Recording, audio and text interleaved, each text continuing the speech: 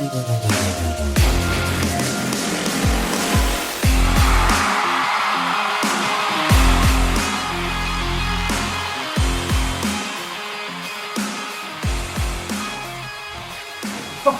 we are back. 1 week of free agency down, and boy, things moving faster. What, Colts Nation? Is that just me? I'll tell you right now, I had this entire free agency wish list episode planned, and of course, spoiler alert, they've gotten nobody that I've asked for. But the deals just started happening so fast that the episode lost relevance in what felt like basically overnight. So instead of trying to scramble to fix it, I just figured I would redirect my efforts towards this and talk about this first week of free agency, and more specifically, what the moves that we've seen so far say about the direction that the Colts are headed in. And now, of course, that's going to include my opinions on the players, right, and the signings and the trades and all those things, but I do want to use these moves to have a greater discussion, right, as a means to analyze what we can expect as we continue through this offseason. Just a little bit of discussion, that's all, right? I'm going to bounce some ideas around. Maybe some will be more than developed than others, and then, maybe some will stink entirely. But that's what this show is all about. It's just me taking the things that are floating on in my head and projecting them, right? Talking them, trying to communicate them as well as possible, and then giving them to you. And in regard to our beloved Colts, we have a little episode here, and that is what it is. But before we get into it, welcome to the Ride in the Bench Colts cast. If it's your first time, thank you for choosing me today. If you've already been here before, could not be any more grateful for you. Each week, we're starting to grow just a little bit more and a little bit more and a little bit more. So it's been super nice to see. This is a podcast made by a Colts fan for Colts fans. Now, that's not to say if you're not a fan of the Colts that you shouldn't be here, but I don't really see why you would be, if I'm being 100% honest with you. I'm not out there watching Chargers and Patriots content. I'm your host, Justin Alfiero, recording, as always, from my bedroom studio. And if this bedroom studio has ever looked like a bedroom studio, I say that every week. It is right now. It's a complete mess. So if you're a Colts fan looking to help out a Colts fan by any chance, all I ask from you is that if you're listening to this episode, if at any point you're enjoying the listen, let me know about it. Let YouTube know about it, and just shoot a like. It takes 2 seconds, and ultimately it's going to tell YouTube what you want in front of your face as you do that little doom scroll, right? And then for me, it's going to let me know if you liked the episode. If you didn't like the episode, help me improve, help me grow. But again, that's a favor from you. And then as for subscribing, I'd be very grateful if you did. I'm going to be here all the way throughout the offseason. Hell, I'm going to be here forever. I'm never leaving. I'm just going to keep talking about the Colts. It's what I love to do. Being based out of Long Island, I don't have friends that were brought up Colts fans. In fact, I have no friends that are Colts fans at all. What? I have one. But other than that, that's it. So for me, this is the outlet. This is my fix, right? So, finally, if you're short on time, almost burped right there, but if you're short on time, these episodes are always timestamped. So you could skip to wherever you have to be, right? So if you're just hey, this part is not interesting to me, you could skip ahead. You could look, right? But of course, I'm always going to recommend that you listen to the entire episode because after all, I am recording it, right? So now that that's out of the way, let's quickly just go over, which I'm sure many of you are familiar with, the moves that we've made in this first week of free agency so far. For all I know, by the time this is uploaded, there will be something else. I apologize. But I don't consider myself the news. I just feel like this is necessary to go through, right? So we signed Matt Gay to what is, I believe, the largest free agent contract that a kicker's ever been given. Great. We signed this kid from the 49ers, pass rusher Samson Ebukam. A lot of people pretending they know who that is. I have no clue who that is. We signed the defensive tackle David Bryant. Of course, no clue who that is. We re-signed Carter O'Donnell, an offensive lineman. I don't know who that is. No disrespect. Does anyone know who that is? And then, of course, we signed E.J. Speed to a contract extension. Tyquan Lewis, Ashton Doolin. I like this, right? We released Matt Ryan. We traded Stephon Gilmore to the Cowboys for a 5th-round pick. That was a big move, in my opinion. And then Bobby Okereke and Parris Campbell went to the Giants. Good for them. And then we signed Garner Minshew, of course. Can't forget that. All right. Now, I'll tell you what. That right there, that's a lot of action for us, right? For the first week of free agency, is it not? Even if there is no blockbuster signings within that, although Garner Minshew, I'm kidding. This does feel like quite a bit of action, for Colts fans at least, right? Maybe that's just me. Maybe my memory deceives me, but I digress. So, as far as guys like Tyquan Lewis go, E.J. Speed, and Ashton Doolin, I absolutely love that. In fact, I wish we did more of that shit around here. And I'm going to tell you right now, Full disclosure, I fully hate to be the guy that complains. I hate it so much. There's nothing I hate more than just watching Colts fans who are just spewing hate, spewing hate, spewing hate. I just don't think it's productive to be viewing things from a negative light always. What I think is far more productive is to just take the hand we're dealt as fans and then try to move the conversation forward and navigate that, for better or for worse. That being said, I love the team keeping homegrown guys that have done well for us, like I just stated above. And then I also like the organization keeping players that maybe we brought in on a 1-year prove it or traded for in the last year of their contract, or maybe we had them for 2 years, and they give us good years and we don't just treat them as a rental, right? I like us keeping those guys if they're giving us good work. Not only do I think that's good for the team and the on-the-field product, but I think as an organization, in terms of the optics, I think it's good business practice. I think when players look at a team that does that, ultimately, it kind of gives them hope, or what's the word? I don't know. It makes you look like a desirable destination for them to continue their career, right? Or at least that's how I feel about the situation. I might be wrong. And in the face of losing 2 of our top free agents, it is really hard to not have some sour grapes over here. And that's not to say that every single guy that we've ever let walk has been like the wrong move, but it does at some point just become an accumulation over time, right? I mean, a bit of wear and tear, if you will. And when you talk about guys like Okereke and Parris this year, and then presumably Yannick Ngakoue as well, and then you look back and you think of the Justin Houstons, the Denico Autry's, right? The Mike Lewinsky's. Now again, I'm not saying that each of those was the wrong move or the right room, but it does, for me, bring attention to a larger issue. At what point do we start talking about the need for continuity and building a culture for a team? Is that even a real thing? Am I just making that up? Is that like dumb fan speak, or is that a real thing? Because it makes sense to me. And I'll tell you right now, there's quite possibly no Colts fan on planet Earth who has defended Chris Ballard like me. In fact, some would say I've done it obnoxiously so. If you haven't been here with the channel, the first video I ever posted, my longest video to date, was me defending Chris Ballard for like a half hour. Just a half hour. And while I haven't jumped off the ledge quite yet, I'm going to tell you right now, I'm having a tough time in this first week. I mean, Bobby Okereke is one thing, you know. We have the linebacker formerly known as Darius, and we've paid him. And then Zaire Franklin, I believe at the end of next season, is going to have an expiring contract as well, and he's going to be due for some pretty decent money. So as a fan base, rightfully so, we do have a gripe with our money being put in the wrong places, right? Like we're just paying positions that you don't need to pay. So if we do that, for me, I can't maintain that opinion and then also be upset that they're not giving Bobby Okereke a contract, because then you're in a situation where you're giving all 3 of your linebackers a nice fat contract, right? So to let him go and have EJ Speed kind of makes sense to me, to have him step up. But Parris, on the other hand, damn, man, come on. And I'll tell you, when we lost him, I was expecting to see that the Giants like overpaid for him or paid amongst market value. I mean, that had to have been what it was, right? I mean, he wanted to stay, right?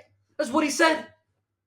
But then I look, and the contract was what? 1 year, $3.5 million base with like incentives for like $8 or $9 million. I mean, we couldn't give him that.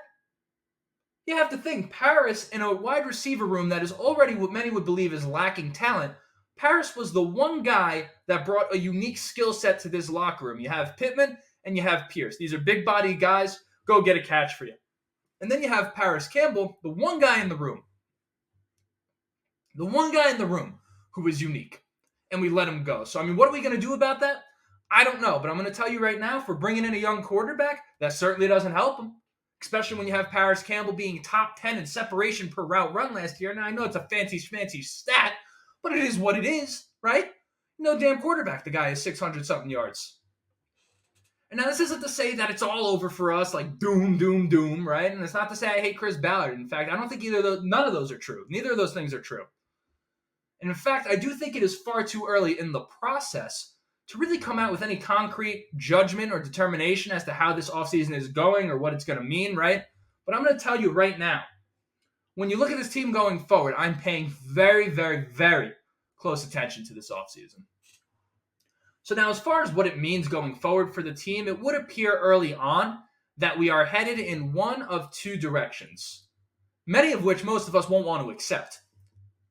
We're either looking straight into the barrel of the gun of a whole-ass rebuild, or we're looking at Lamar Jackson. Now, of course, depending on who you ask, you're ultimately going to get a different answer as to which one of those is desirable. But by being here and clicking this video and sticking around this long, I'm going to take that as you asking me. So I'm going to give you my opinion. As far as a rebuild goes, I'm okay with it. The NFL isn't like the NBA, right? The bottom don't just have to stay at the bottom. You don't have to suck for years to end up being good and do it the right way. When you look at the Philadelphia 76ers, for those who are basketball fans, you had trust the process, tank, tank, tank, and there was like no rhyme or reason to that. And they sucked for years. They were the worst in the league with that strategy. But then you look at their NFL counterpart in the Philadelphia Eagles, right? And they have a GM in Howie Roseman, who rightfully so is praised as one of the best general managers in football. Off of winning a Super Bowl, if not maybe a year removed, he had that disastrous 4-12 season where they ultimately, right, with Carson Wentz and Doug Peterson and everything fell apart. That offseason, they ended up parting ways with both of them. And it didn't take long from there for them to not just be competitive, but ultimately end up back in the Super Bowl like we just saw. So again, that's proof. The proof is right there that the rebuild doesn't have to take forever, and it doesn't mean this 5 to 10 year process of sucking ass, right? But do keep in mind, it started with those moves. It started with them putting their foot down, man. They fired Doug. They fired Carsons. They fired Wentz, and they went on with it.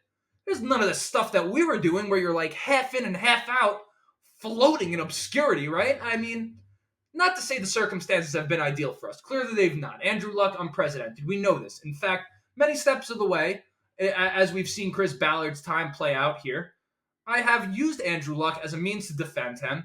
And ultimately, I've been march, lock, and step with many of the moves we've made. Of course, I don't agree 100% of the time. Who does? But I've been pretty good.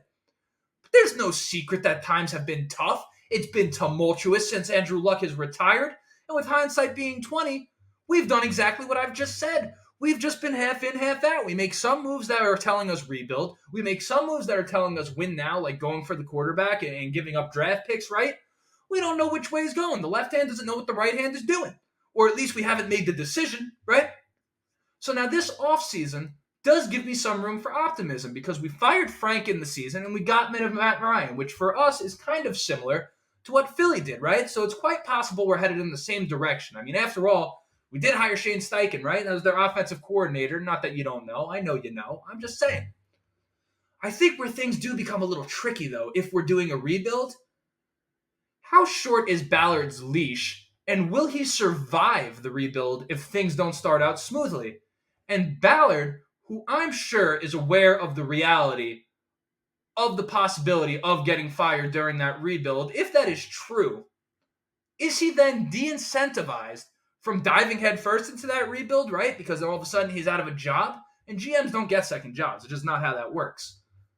And then, of course, as fans, there's the fear that if Ballard gets fired in the middle of a rebuild, you're going to have to bring in a new GM who's going to have to rebuild Ballard's rebuild, right? And then it's ultimately going to be us waiting longer for the successor. Even worse, do we just get caught in this perpetual loop of mediocrity, a la like the New York Jets, where it's just you just can't keep it together. It's pure dysfunction, right? What's it going to be? But back on track, when you look at the moves we've made so far, there's no doubt that there's one thing on our mind as an organization this offseason, and that is clearing cap and having flexibility with this roster. And the big one for me that is screaming rebuild is that Stephon Gilmore trade, right? Matt Ryan getting cut was a no-brainer. Anyone who is even like a casual fan of the Colts knows that that's what needs to be done. I mean, even if we were in win now mode, that's exactly what that is. That's win now, not win 10 years ago, right? So it's clear that Matt Ryan's days as a winning starting NFL quarterback are done. I love Matt Ryan, but what can I say? The guy that we know and love is gone. He's a distant memory. Gilmore, on the other hand, was a guy that I did not see much talk about this offseason or coming into the offseason. I mean, did anyone see that coming? Was anyone else blindsided by that trade like me? I mean, he only had 1 year left. Maybe I missed that speculation. Maybe that was out there. So between getting rid of those two alone, here we are with an extra 27 million dollars in cap, the fourth pick in the draft, and a young core of players with what I feel is still an offensive line and running game that should be able to help out any young quarterback that comes in. So for me, that is the start of a good rebuild. And now that brings us to Lamar Jackson. You see, I've started to see some rumors floating around that the Colts are looking at Lamar, just tampering with the idea because they aren't sold on any of the guys in this draft. And I'll tell you, that second part, not being sold on the guys in the draft, that's fine for me. I mean, that is what it is, right? Not every guy's a great guy, and if they don't like him, I'll trust their judgment. I trust Ballard as a scout. For the most part, he's been good there, although we haven't really seen him draft like a quarterback at a high level. But then Steichen, you have to trust, right? From working with Rivers and learning from him to working with Herbert, and then ultimately and most notably what he did with Jalen Hurts this last season, we have to trust Steichen, especially after his press conference, right? If he doesn't like the quarterbacks, I got to roll. I have no choice. What do you want me to do? Say, fuck you, Steichen? I can't do it.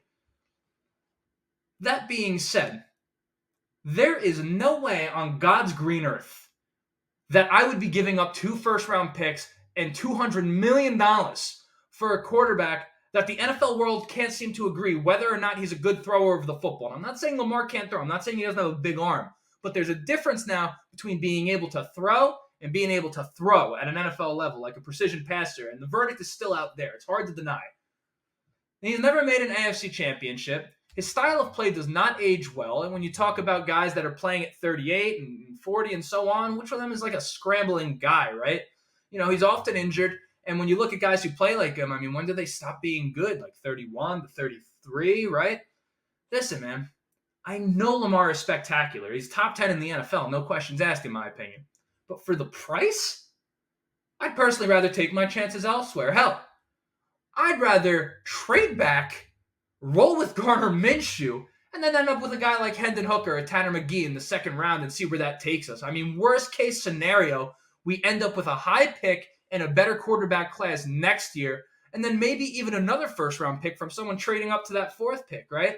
But hey, who am I? Maybe you just don't have the patience for that, and that's totally fine, and maybe you're right for it, and maybe I'm wrong. But what say you? I always love the back and forth. I love the discussion. I love hearing what other Colts fans have to say. So I'm going to leave you with a question. Would you rather have Lamar Jackson now, or would you rather go into a rebuild? I fucked it up. I think based off the episode that we just laid out, or that I just laid out, my answer is clear. The question is, what is your answer? And with that, here we are at the end of the episode. Congratulations. Thank you for being here.